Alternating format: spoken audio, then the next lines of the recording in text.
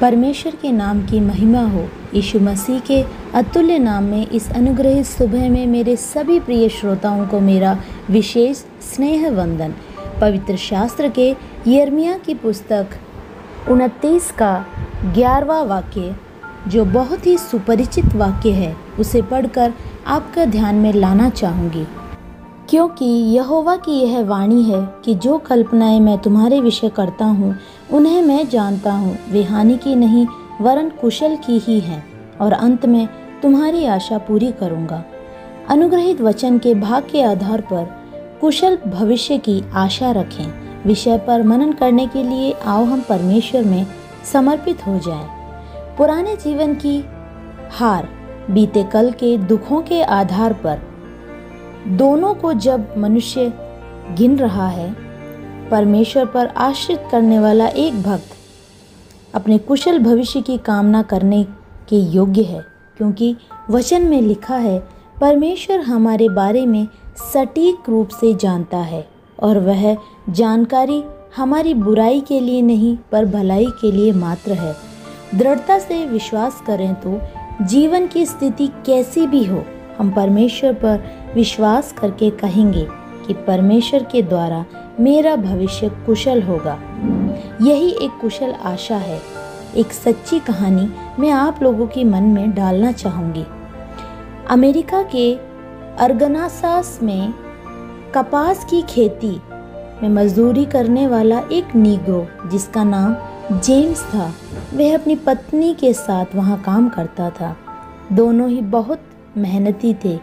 कम पैसे में भी वे अपनी गृहस्थी को अच्छे से चलाते थे।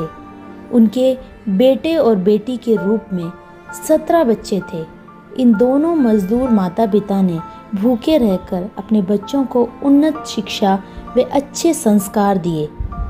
इन सभी में मुझे आश्चर्य करने वाली बात यह है कि उन 17 बच्चों में से 15 बच्चों ने अच्छी शिक्षा प्राप्त करके समूह में उन्नत पदों पर भी आ गए।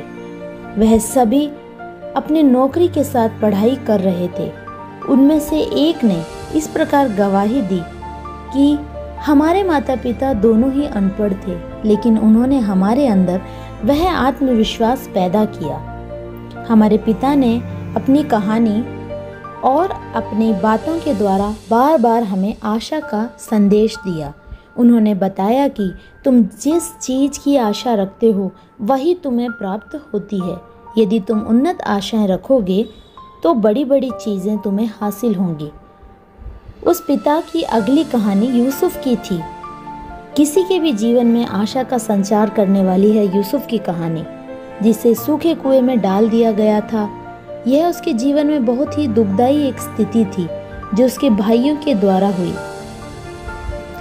वह व्यापारियों के हाथ बेचा गया, लेकिन परमेश्वर की सामर्थ्य से वह बढ़ोतरी की तरफ बढ़ता गया और अंत में मिस्र का प्रधानमंत्री भी बन गया यूसुफ। उसे उन्नति के पीछे का रहस्य क्या है आप लोग जानते हैं।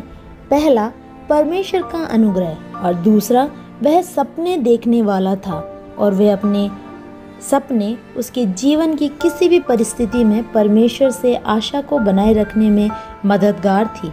सुबोध और अच्छी चिंता के साथ अपना जीवन जीने के लिए प्रेरित किया।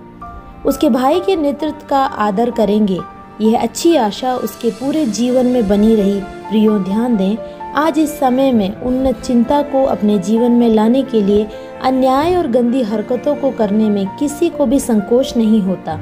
यूसुफ के जीवन में उन्नत आशा बनी रहने के लिए सटीक सुबोध और अच्छी चिंता, धार्मिकता उसमें बसी रही। इसी का एक उदाहरण है, जिस घर में वह सेवक के रूप में बेचा गया, वहाँ के मालिक की बीवी उससे मोहित होकर उसे लालच दिया, तो भी यूसुफ उसकी बातों में नहीं आया। उन्नत जीवन के मूल्यों को अपने कार्यों में लाकर परमेश्वर के सम्मुख उन्नत जीवन जो परमेश्वर को प्रसन्न करता है उसने व्यतीत किया। बहुत से मुश्किलें हैं तो झेलनी पड़ी, बंदीगृह में रहना पड़ा, यह सब सच है, लेकिन वहीं अपनी धार्मिकता और परमेश्वर में अपना विश्वास को दृढ़ता से थामकर परमेश्वर को प्रसन्न करने वाला जीवन जब उसने जिया, तब उस मुसीबतों पर, परेशानियों पर उसने विजय हासिल की। परमेश्वर की आत्मिक सच्चाई ने उसके जीवन में विजय हासिल करने में सहायता की। जीवन की स्थिति कितनी भी परेशानी या दुख भरी हो, उन नताशा परमेश्वर से लगाए की बातों को दृढ़ता से थामे रहें। इंग्लैंड में जूता सिलने वाले बाद में भारत का एक बहुत बड़े मिशनरी बन गए। वे थे विलियम कैरी। उनके शब्द यहाँ पर सिद्ध होते हैं कि expect great thing from the Lord and attempt great thing for the Lord. परमेश्वर से बड़ी बड़ी बातों की आशा रखें, परमेश्वर के लिए बड़ी बातों को करें।